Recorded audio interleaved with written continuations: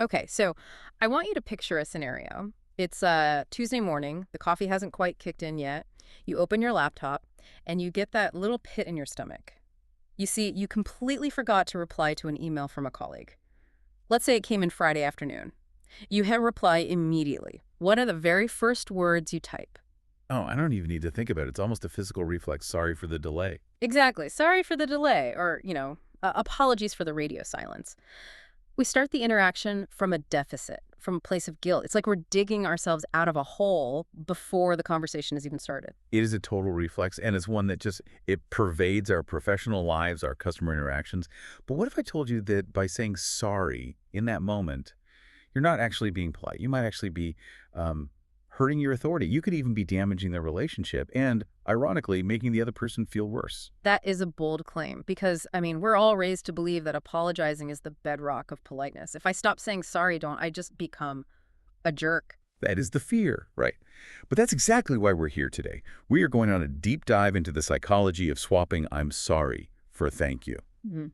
And this isn't just about, semantics or being slick with corporate speak. It's about a fundamental shift in how we relate to people.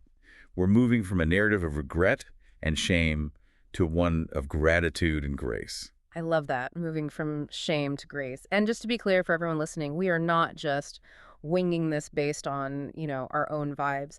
We have a really diverse stack of sources today. We do. We're looking at some heavy-hitting psychological studies from the Keller Center for Research at Baylor University.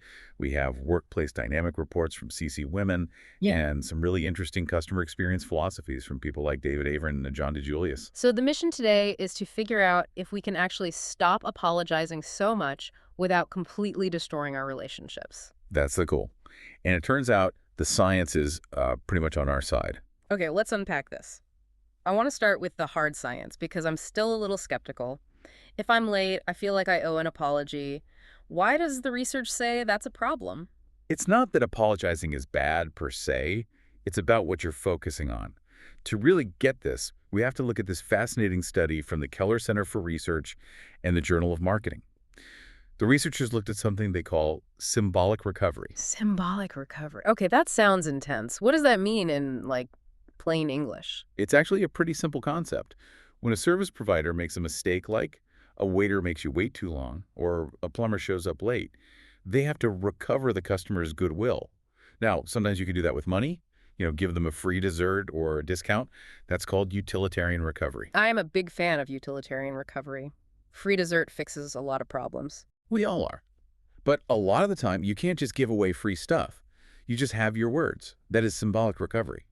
You're using language to repair that social bond. And the researchers compared two main strategies: the apology strategy versus the appreciation strategy. So I'm sorry for the wait versus thank you for waiting. Precisely. And here is where it gets really fascinating. When you say, "I'm sorry," just think about where the spotlight is. You are emphasizing your own fault. You're shining a big, bright spotlight right on the failure. You're essentially saying, "I messed up. Look at my mistake. I am the one who caused this problem." Okay, I see that. You're basically reminding them that you failed. It's like you're pointing directly at the stain on the shirt. Right. It's an internal focus. But when you say, "Thank you for your patience," or "Thank you for waiting," you are shifting that spotlight to the customer. You're highlighting their merits. You are telling them you are a patient person. You are a generous person. So instead of a passive admission of guilt, it actually becomes a validation of their virtue. Exactly. And the study found that this appreciation strategy often leads to much higher customer satisfaction than the apology strategy. And the reason, believe it or not, comes down to self-esteem. Self-esteem, like saying thank you, boosts the customer's ego. That feels like a bit of a leap. It does, until you look at the mechanism. The study explicitly talks about narcissism. Hmm. Now, they don't mean narcissism in that pathological, villainous sense. They define it as the strength of a person's desire to pursue self-esteem. We all have that desire to some degree. We all want to feel like we're good, capable people. We all want to be the hero of our own story. Exactly. So the researchers found that individuals with higher narcissistic tendencies, so people who really value that self-boost, they responded significantly better to "thank you" than to "sorry." Because "thank you" validates their sense of self. It says, "I see your positive contribution to this interaction." That is such an aha moment. By saying thank you, you're not just dodging blame, you're actually giving them this little psychological gift. You're making them feel good about their own patience rather than making them focus on your tardiness. And if we connect this to the bigger picture, it's about control. An apology submits, gratitude empowers. And this doesn't just apply to customer service. It applies so heavily to our internal workplace dynamics, which brings us to the research from CC Women. Yes, this source was really eye-opening, especially about the gender dynamics of the I'm sorry reflex. We hear about this confidence gap all the time, but seeing the data is just different. It's a very well-documented phenomenon. There was a University of Waterloo study they cited that found men apologize significantly less frequently than women. Okay, I have to ask, is that just because men are, ruder? Or do they just not notice when they've messed up? It's not about rudeness, and that's the interesting nuance here. The study found that men have a higher threshold for what they even consider to be offensive behavior. They don't apologize because, genuinely, they don't think they did anything wrong, So if a guy bumps into someone in the hallway, he just thinks, well, that's just physics. basically. Whereas women, who generally score higher on empathy scales, often apologize for things that aren't actually offenses at all. Things like, an awkward silence or standing in someone's way, or even just asking a valid question in a meeting. I feel so seen right now. I do this all the time. Sorry, can I just ask? Or sorry to Really? bother you. It's like I'm apologizing for taking up air in the room. And that is where the danger lies, professionally. The CC Women article references Deborah Tannen. She's a renowned linguistics professor at Georgetown. Her research suggests that these unnecessary apologies, they act as a competence dampener. They actually make you look less qualified. Less qualified. That feels harsh. Well, it signals a lack of confidence. If you apologize before you even ask a question, you're subliminally telling your boss, hey, this question might be stupid, but... Mm-hmm. The European Journal of Social Psychology even found that people who refuse to apologize for these non-issues actually maintain higher self-esteem and a sense of control. It reminds me of that Amy Schumer sketch that the source material brought up. You know the one I'm talking about. Oh, it's painful to watch because it's so accurate. It is. It's this panel of these incredible, accomplished women, scientists, leaders, and they just keep apologizing for everything. One asks for water and says sorry. Another sneezes and says sorry.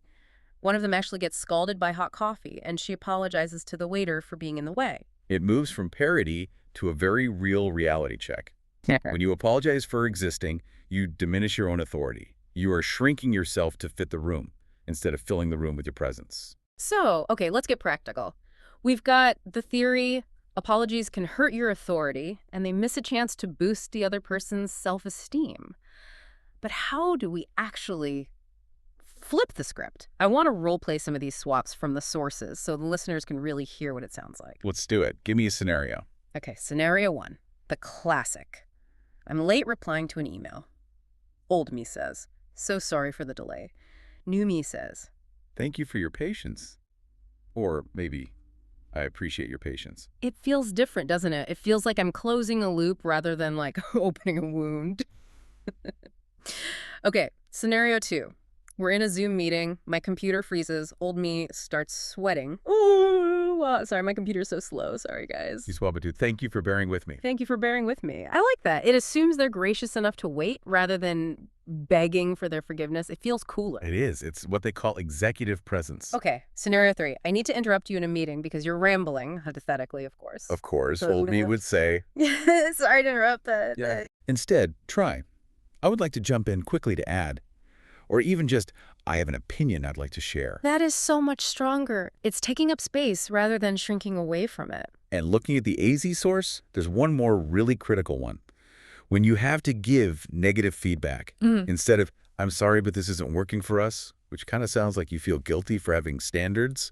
You see? We appreciate you bringing this to our attention. Or, thank you for the effort on this draft, however, we need to adjust the direction. The source emphasizes that this shift transforms the entire vibe from a passive admission of guilt to a connection that exudes positivity. I love that phrase, exuding positivity. Now, I want to pivot just slightly. We've talked about email and meetings, but let's talk about the world of customer experience. We have some great insights from Support Bench and John DeJulius here. They make this distinction between customer service and customer care. And this is a vital distinction. It goes way beyond just being nice. Support Bench defines service as transactional. It's just problem solution. The example they give is a customer who orders a dress that doesn't arrive. Right. And the service response is basically, sorry, it didn't arrive. Here's a discount. Bye. Exactly. You fixed the problem, but you didn't connect. Care, on the other hand, is all about the emotional connection and empathy. The example continues. The customer comes into the store. She's a stressed mom. The baby is crying. The stroller won't fit through the door. Care isn't just getting her the dress. It's the shop assistant helping with the stroller, engaging the baby, noticing the human in front of them. And you can't really do that if you're just reading from some script that says, I'm sorry, I'm sorry. Which brings us right to David Averin's point. He just rails against the scripted response. We've all heard it. You call a call center, you're frustrated, and the agent just says in a complete monotone, "Oh, I am so sorry. I know how frustrating that is." Ugh. It makes you want to scream. It feels so fake. It feels fake because it is fake. Averin argues that genuine engagement beats a scripted apology every single time. But there is one specific phrase that John DeJulius identifies as the ultimate enemy of high-end service. It's 2 words, and we hear them everywhere. Let me guess. No problem. No problem. DeJulius calls this the no problem trap. He actually bans it in his Customer Bill of Rights and his Never and Always list. Okay, I have to play devil's advocate here for a second. I say no problem all the time. Can you pass the salt? No problem. Why is that bad? It seems chill. It seems chill, but just break it down linguistically. It's made of 2 negative words, no and problem. And psychologically, it implies that the customer's request could have been a problem. Oh, I see. It's like you're saying, ideally this would be a massive hassle, but for you, I'll let it slide. Exactly. It subtly suggests inconvenience. DeJulius argues you should replace it with things like certainly, absolutely, or the gold standard, my pleasure. My pleasure. Very Chick-fil-A of him. It works for a reason, though. It elevates the interaction. It says, serving you is a joy, not serving you as just a non-inconvenience. Okay, I am sold on the thank you revolution. But we have to be careful here, right? Is there a time when thank you actually backfires? Because if I run over someone's cat, I don't think thank you for your patience is going to cut it. Please do not say that. And yes, this raises a really important question about boundaries. The sources, specifically CC Women and AZ, are very clear on this. If you have caused actual harm or made a genuine serious mistake, you must apologize. Okay, good. So we aren't becoming sociopaths here. No. If you accidentally insult someone or you delete a client's entire database, do not say thank you for noticing. Say you are sorry. Own the mistake. And the Keller Center study adds a really crucial nuance here about severe failures. What counts as a severe failure? A major service breakdown. So let's say a hotel loses your reservation, and now you have nowhere to sleep in a foreign city. In that case, thank you for your patience alone will likely just infuriate the customer. It feels dismissive. The study calls for utilitarian recovery. Utilitarian recovery. It means you need to fix it materially. You need to offer compensation, a better room, a refund. You cannot just gratitude your way out of a disaster. You need to provide the fix plus the appreciation. That makes sense. Thank you is the garnish. It's not the main course if the meal is completely burnt.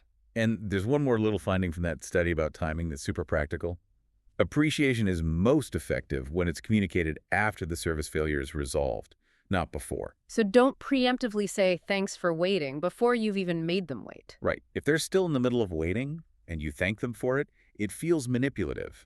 Fix the issue, then thank them for their resilience during the issue. That's the winning formula. Got it. So we've covered the psychology, the workplace dynamics, the how-to, and the exceptions. I want to close with something from the Mercy Hospital source. It references one of the greatest Saturday Night Live sketches of all time. The More Cowbell sketch. Christopher Walken, Will Ferrell. I got a fever, and the only prescription is more cowbell. I never thought I'd see a hospital use that as a training tool. What is the connection? It's brilliant, though. The source uses it to teach enthusiasm. In the sketch, the cowbell player is giving it 110%. He's fully committed. That Listen Mercy Hospital drives is that service is the technical skill, playing the guitar or the drums. But care is the cowbell. It's the passion. It's the enthusiasm you bring to the interaction. And they mentioned something called ADA. Yes, ADAT. It's a framework for communication in healthcare. Acknowledge, introduce, duration, explanation, and wait for it. Thank you. There it is. The thank you is the closing seal on the whole interaction. It really is. It's about listening to the customer, just like the band needed to listen to the producer in that sketch, and then delivering that enthusiasm. It's about being present and grateful. So here is the challenge for you, the listener. This comes straight from our CC Women source.